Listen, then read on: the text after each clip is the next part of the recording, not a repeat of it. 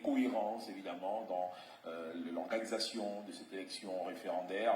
Et bien entendu, vous, au Gabon, il y a également des gens qui pensent comme vous, mais qui sont sur place à Libreville, où se tiennent actuellement des activités de lancement de cette campagne. Et puis il y a d'autres qui appellent au boycott, qui se disent que non, il ne faut pas aller à ce référendum. Évidemment, comment est-ce que vous comprenez cela? Est-ce que vous pensez que c'est une attitude républicaine? Absolument pas. Je ne suis pas pour le boycott parce que je crois que au-delà du procédé qui est un peu irrégulier, donc je trouve pas correct, il est important que les gens aient conscience de l'enjeu. Parce que l'enjeu, c'est quand même tracer l'avenir du Gabon. Et dans cette constitution, il y a des éléments qui sont, comme je l'ai relevé, très dangereux.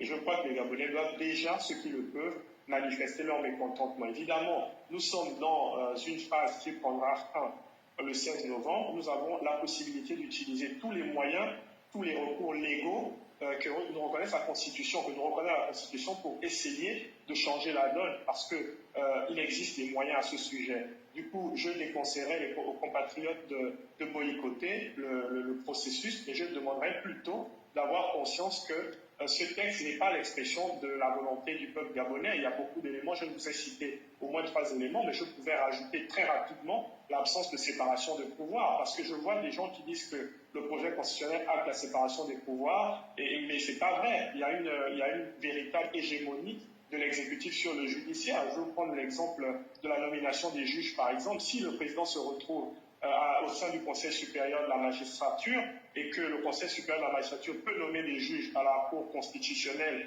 et peut nommer des juges à la Haute Cour de justice, il va sans dire que c'est le président lui-même qui nomme ses juges. Si déjà au départ, il peut nommer 3 juges constitutionnels, allons comprendre qu'il a la possibilité d'en nommer au moins 6. Et donc, on n'opère pas véritablement une séparation des pouvoirs. La même chose, certains ont évoqué comme progrès au sein de cette Constitution l'autonomie financière de certaines juridictions. Mais je suis au regret de leur dire que l'autonomie des juridictions, l'autonomie financière, par exemple, en ce qui concerne la Cour constitutionnelle, existait déjà, elle était simplement contenue dans la loi organique.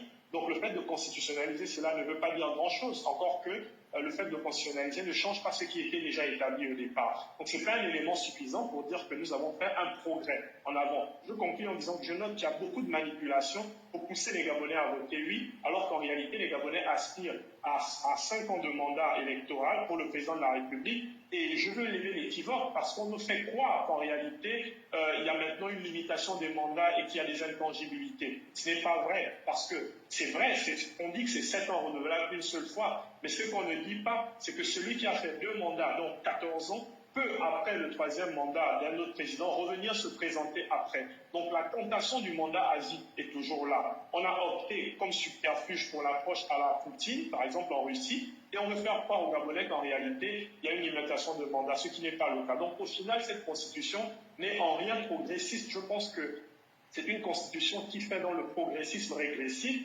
Elle est mi-figue, mi-raisin, et au final, c'est une constitution chauve-souris, un peu mi-oiseau, mi-mammifère. C'est ça la réalité. Et donc, dans ce cas de figure, on ne peut pas voter oui. On ne peut que voter pour le non. Voilà ma position. Docteur Ngouidi Maroko, vous avez parlé du président qui nomme les juges.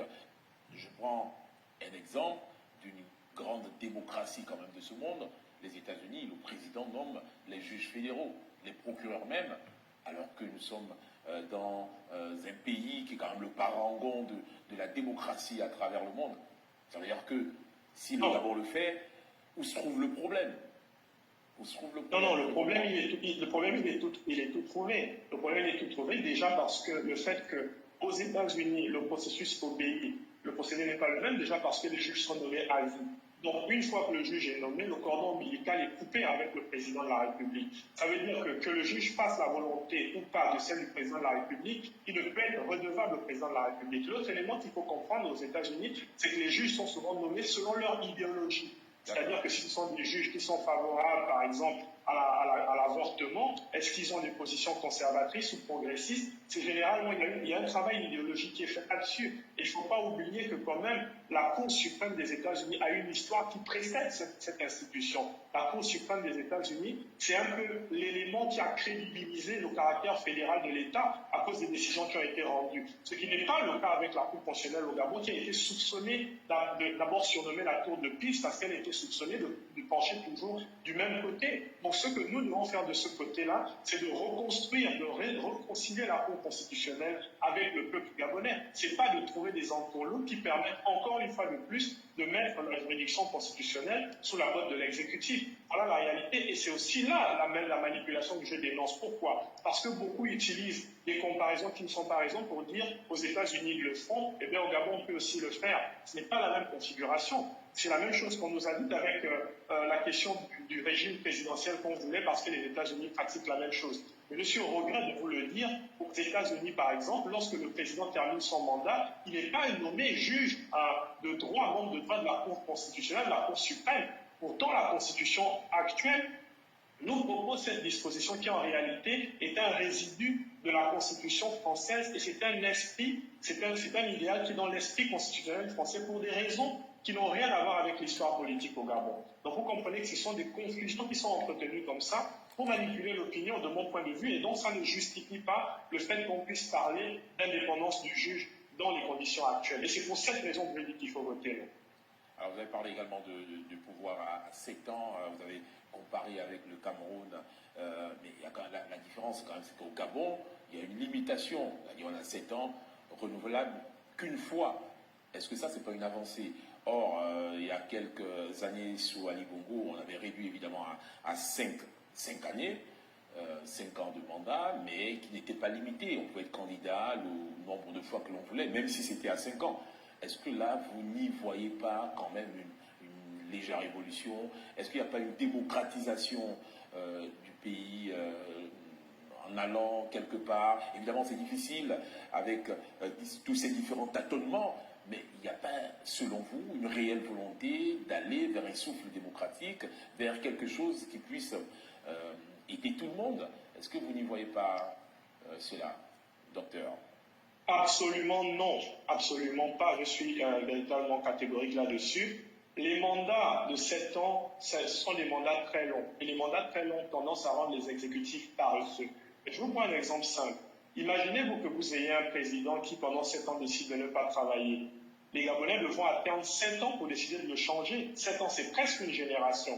On ne joue pas avec la destinée des gens. Par contre, si vous donnez 4 ans à quelqu'un, ou au trop 5 ans, au bout de 2 ans, les Gabonais ont le temps de se rendre compte de l'action du président et se rendre compte que s'il ne remplit pas 50% de son contrat, au bout de 4 ans, 5 ans, on le change, on met quelqu'un d'autre et la vie continue. Mais vous ne pouvez pas prendre le risque de donner 7 ans à une personne, sachant parfaitement que si les résultats ne sont pas attendus, il aura fallu perdre 7 ans. 7 ans, c'est des vies, c'est des décès. Et le Gabon a une urgence aujourd'hui, une urgence de reconstruction.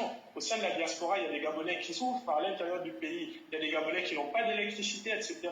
Donc on ne peut pas prendre le risque d'instaurer des mandats très longs. Et ce mandat ne se justifie pas. Et je termine en disant que l'avancée, je ne la vois pas. Les parce Gabonais, que si de façon l'avancée... générale, ne sont pas très contre, parce qu'on a quand même vu que chaque fois que le président de la transition, Brice Clotaire Oligui Nguema, se déplace, que ce soit à Libreville ou à l'intérieur du pays, il est quand même acclamé par plusieurs Gabonais. Ça montre qu'ils sont plus ou moins satisfaits de ce qui se fait sur le terrain par le président du CTRI. Le président Ali Bongo aussi était très acclamé avant le coup d'État, je vous le rappelle. Je parle d'Oligui. Il était très acclamé. Non, je vous dis juste que c'est pas le fait d'être acclamé, ça ne parle, c'est pas un synonyme de popularité. Je crois qu'il faut rester quand même relativement prudent. Et je vais vous prendre un autre exemple. Il y a quelques sondages qui ont été faits par des instituts indépendants gabonais, même au sein de la diaspora, sur la question du mandat à 7 ans. C'est plus de 70% des Gabonais qui disaient qu'ils n'étaient pas pour. Les quelques sondages auxquels j'ai pu avoir accès. Et certains sondages étaient même commandés, si je peux le dire comme ça, par des personnes relativement proches des autorités actuelles. Donc c'est vous dire que le fait que les personnes acclament ne signifie pas forcément que les personnes sont d'accord avec ça. Donc c'est ce que je crois aujourd'hui. Et moi je ne crois pas que les Gabonais, dans leur majorité, soient d'accord avec 7 ans de mandat. Je pense d'ailleurs que c'est l'une des pentes de l'histoire réelle de cette question de la nouvelle constitution, cet article 42. D'accord, alors on va, une fois de plus, en France,